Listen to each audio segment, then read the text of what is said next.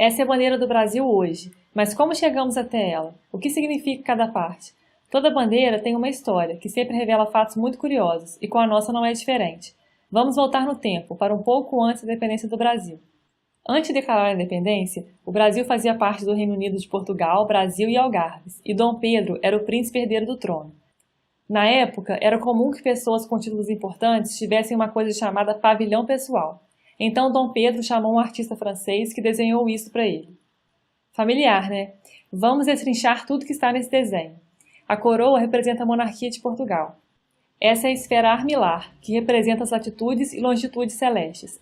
Esse objeto acabou virando o símbolo da exploração marítima portuguesa e era muito usado nas embarcações que navegavam pelo Atlântico.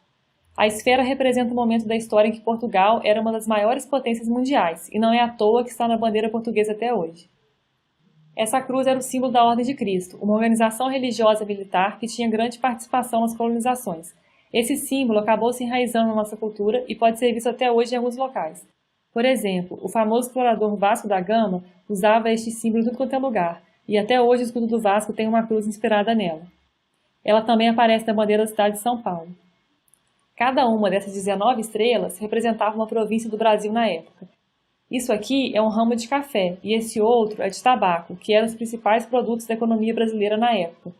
Quer saber outra curiosidade legal? Esses dois ramos estão até hoje no nosso brasão de armas, um dos símbolos nacionais que está, inclusive, na faixa presidencial.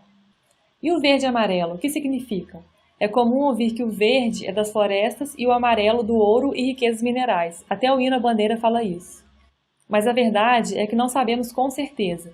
O decreto oficial que instituiu essa bandeira só fala o nome das cores, verde e amarelo ouro. Hipótese é o que não falta. Tem gente que diz que o verde é uma alusão aos dragões da Casa de Bragança de Dom Pedro e que o amarelo faz alusão à Casa Habsburgo, da princesa e esposa dele, Maria Leopoldina.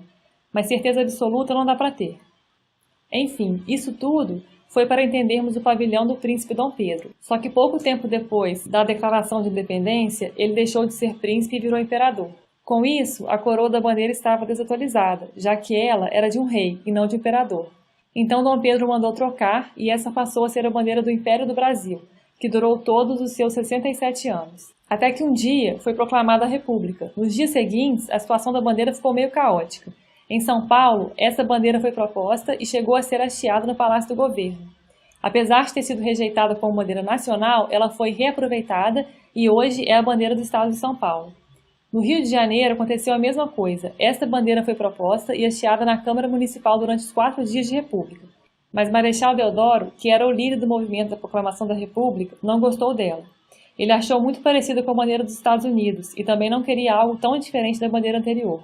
Uma curiosidade legal, apesar de não ter sido usada como bandeira nacional, ela não foi totalmente esquecida e serviu de base para as bandeiras dos estados de Goiás, Sergipe e Piauí, todas usadas até hoje. Todo mundo sabe que, no final das contas, essa foi a proposta aprovada de fato. Ela foi escolhida 4 dias depois da proclamação da República. Esse desenho era parecido com o da bandeira anterior, mas sem os símbolos associados ao Império. A novidade é essa parte do meio. O círculo azul representa o céu do Rio de Janeiro na noite da proclamação da República. A faixa branca não é aleatória. Ela é uma linha astronômica chamada eclíptica. O tamanho de cada estrela na bandeira tem relação com o tamanho de verdade de cada estrela no universo e elas estão agrupadas de acordo com constelações reais. Esse grupo aqui, no meio, por exemplo, é o famoso Cruzeiro do Sul. Aliás, se você for torcedor do Cruzeiro, vai ver essas mesmas estrelas no escudo do seu time. A frase Ordem e Progresso é inspirada no lema de uma corrente de pensamento chamada positivismo, que era comum entre os membros que derrubaram o Império. O positivismo colocava o amor como princípio, ordem como base e progresso como objetivo. Ordem e progresso foram parar na bandeira por isso, e o hino nacional ganhou várias referências ao amor. A bandeira original praticamente não sofreu mudanças até hoje. Ela passou por pequenos ajustes à medida que o número de estados mudou. Essa foi a bandeira original. Na época tínhamos 21 estados. Em 1960, ela ganhou o estado da Guanabara, em 68 o Acre e em 92 foi a maior mudança, com a inclusão do Amapá, Roraima, Rondônia e Tocantins. Para encerrar, vamos falar rapidamente sobre o hino à bandeira. Ele foi encomendado pelo prefeito do Rio de Janeiro mais ou menos 17 anos depois da escolha da bandeira. A letra é de Olavo Bilac e melodia de Francisco Braga. Inicialmente ele era tocado apenas em escolas, mas aos poucos foi sendo adotado pelas forças militares e pelos outros estados. Hoje em dia já é bem conhecido por todo o país. Na descrição do vídeo tem um link para a letra do hino todo. Nela você vai identificar referências a fatos sobre a bandeira que se tem nesse vídeo. Gostou do vídeo? Não deixe de ajudar na divulgação e se inscrever no canal para ficar sabendo quando outras explicações forem postadas.